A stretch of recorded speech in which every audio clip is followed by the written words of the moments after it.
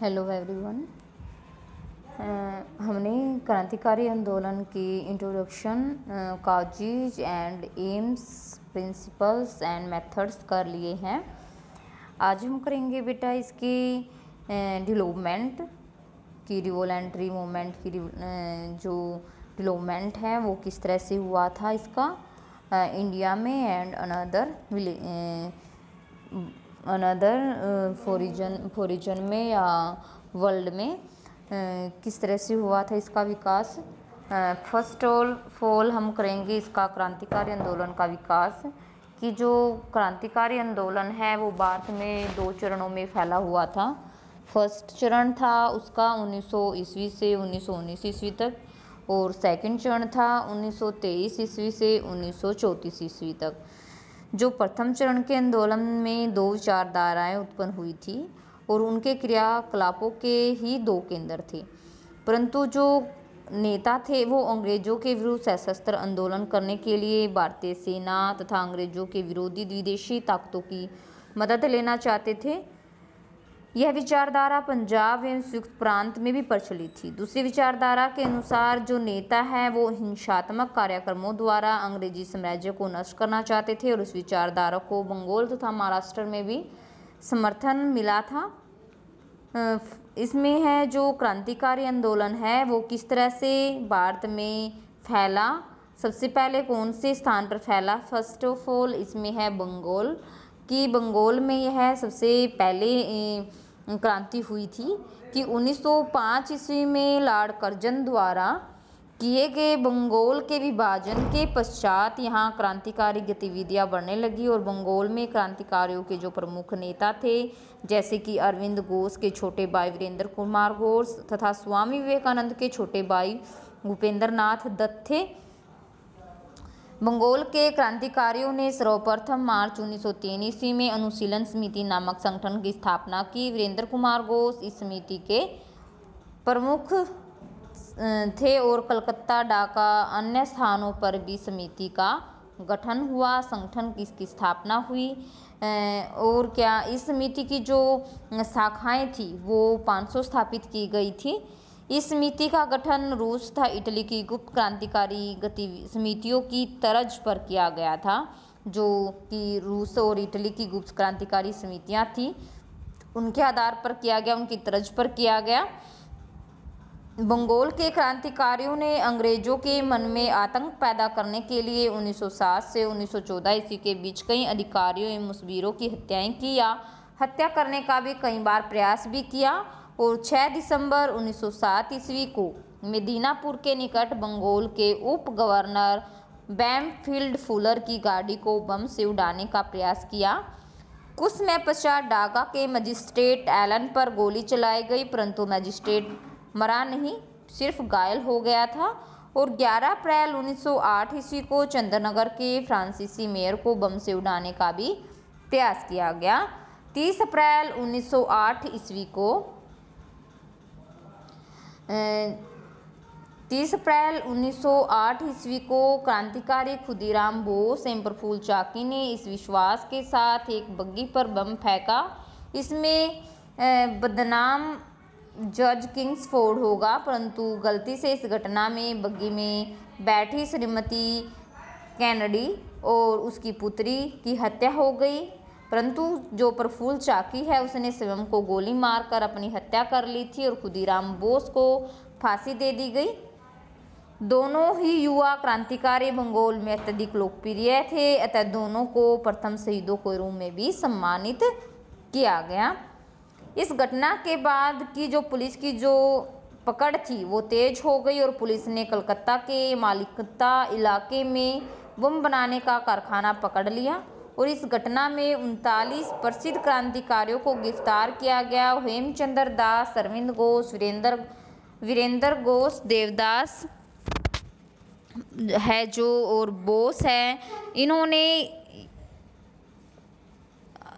क्या किया, इन्होंने अपने जो क्रांतिकारी भाइयों का साथ दिया, और यह मुकदमा अलीपुर बमकांड के नाम से भी प्रसिद्ध हुआ।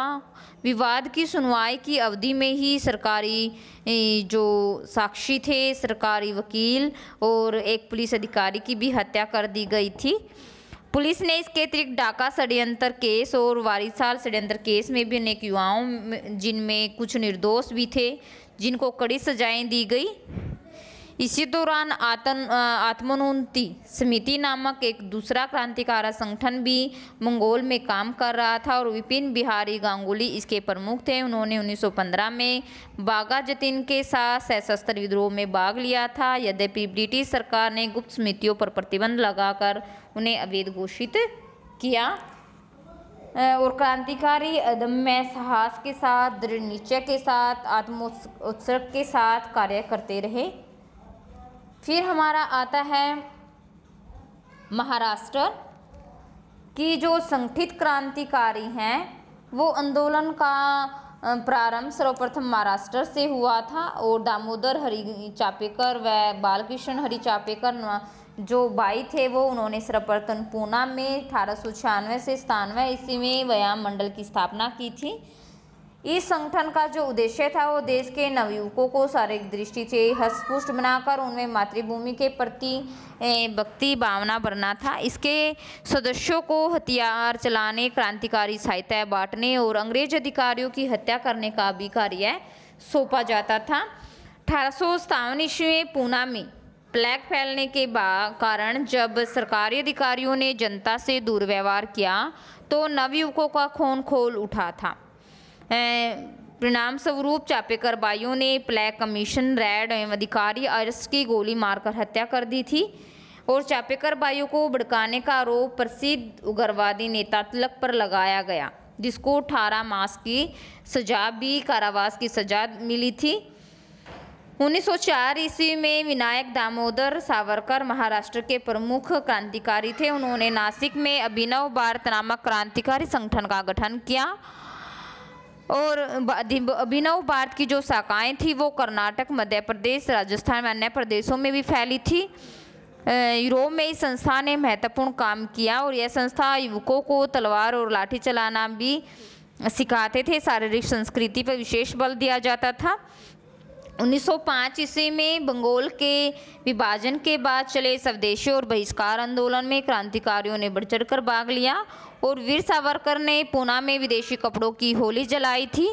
1906 ईस्वी में वीर सावरकर लंदन चले गए और वहां जाकर श्यामजी कृष्ण से मिलकर क्रांतिकारी साहित्य और संदेश व हथियार गणेश सावरकर को बेचते भी रहे और साथ ही 1909 ईस्वी में उन्होंने पिस्तौलों का एक पार्सल गणेश सावरकर के पास भेजा, परंतु यह पुलिस के हाथ लगा क्योंकि गणेश सावरकर को पहले ही सम्राट के विरुद्ध युद्ध छोड़ने का आरोप लगाकर गिरफ्तार कर लिया गया था। इसमें है कि जो अंग्रेजी सरकार है ने इस कांड पर अभियोग चलाने वाले पूना के जो डिप्टी कलेक्टर हैं जैक्सन की 21 दिसंबर 1909 ईस्वी को हत्या कर दी थी और अंग्रेजी सरकार ने इस कांड में शामिल होने के लिए 37 नवयुवकों पर मुकदमा भी चलाया था, जिसे नासिक षड्यंत्र केस कहा जाता है। नेक्स्ट है हमारा पंजाब कि पंजाब में क्रांतिकारी गतिविधियों के प्रेरणा स्रोत सरदार अजीत सिंह थे। इनके अतिरिक्त लाला हरदयाल, लाला लाजपत राय, सूफी अम्बा प्रसाद, जो लाला चंद फलक थे, लाला पिंडी दास पंजाब के अग्रणी क्रांतिकारियों में से एक थे। पंजाब के क्रांतिकारियों ने अंजुमन ए मुहिबान ए वतन और भारत माता सोसाइटी जिसको कहा जाता है उसकी स्थापना की और यहाँ के क्रांतिकारियों ने क्रांतिकारी साहित्य के प्रचार का भी महत्वपूर्ण जो है प्रभाव डाला। और क्या हुआ कि जो 1907 ईस्वी में अजीत सिंह भाई परमानंद और लाला सिंह ने भारत माता बुक एजेंसी भी खोल रखी थी। लालचंद फलक ने वंदे मातरम बुक एजेंसी तथा अजीत सिंह ने भी इन दोनों ने खोल रखी थी और इन्होंने जगह जगह लोगों को इकट्ठा किया, जोशीले भाषणों द्वारा जन जागृति लाने का भी प्रयास किया। सरकार ने भी कुछ कसर नहीं छोड़ी, सरकार ने सख्ती से काम लिया और लाला लाजपत राय, सरदार अजीत सिंह, पिंडी दास व अन्य क्रांतिकारियों को बंदी बना लिया था और पिंडी दास को 5 वर्ष की सजा हुई तथा सरदार अजीत सिंह व लाला लाजपत राय को 6 महीने बाद छोड़ दिया गया और अजीत सिंह इसके पश्चात यूरोप चले गए थे और वहाँ वे गदरी कार्यकर्ताओं से मिलकर भारत को आज़ाद करवाने के प्रयास करने लगे। नेक्स्ट है हमारा, क्रांतिकारियों ने 23 दिसंबर 1912 को जब आपका वायसराय लॉर्ड हार्डिंग राजधानी को कलकत्ता से दिल्ली बदलने पर राजधानी प्रवेश की रस्म पूरी करने के लिए हाथी पर सवार होकर जुलूस में चल रहे थे, तो तब क्रांतिकारियों ने उसके हाथी पर बम फेंका और वायसराय गंभीर रूप से घायल हुए और इस कांड में 13 क्रांतिकारियों को गिरफ्तार कर लिया गया। इस पर जो दिल्ली षड्यंत्र केस चलाया गया था। पंजाब के क्रांतिकारियों ने भी देहरादून स्थित वन अनुसंधान विभाग के कर्मचारी रास बिहारी बोस के साथ ब्रिटिश सेना के भारतीय सैनिकों से मिलकर सशस्त्र विद्रोह की योजना बनाई और इस योजना में जो सचिंद्र नाथ सान्याल के नेतृत्व में क्रांतिकारियों का दल और मोतीलाल राय के नेतृत्व में यह योजना बनाई गई थी और फरवरी 1915 में विद्रोह आरंभ करने से पूर्व ही इसकी सूचना पुलिस को मिल गई और जिससे क्रांतिकारियों की योजना असफल हो गई। रास बिहारी बोस बचकर जापान चले गए थे। नेक्स्ट आपका संयुक्त प्रांत।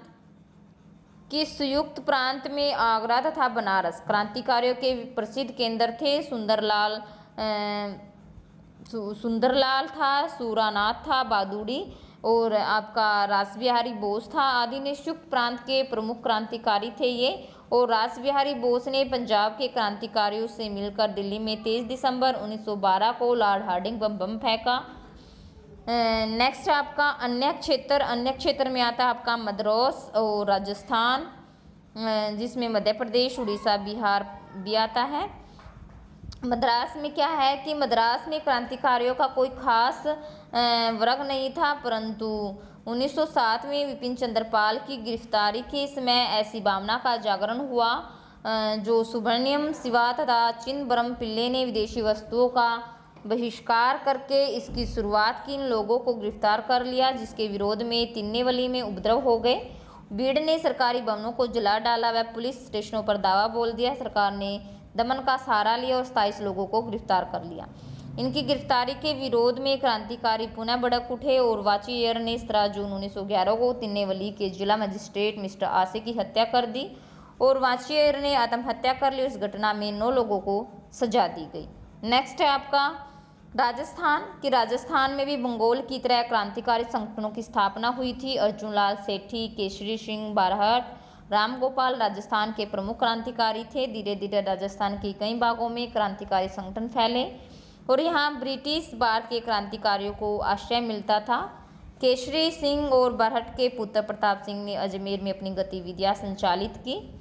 नेक्स्ट हमारा मध्य प्रदेश, उड़ीसा तथा बिहार में पटना, देवघर, दुमका आदि भी क्रांतिकारी गतिविधियों के केंद्र रहे थे। ये थे आपका भारत में क्रांतिकारियों के केंद्र।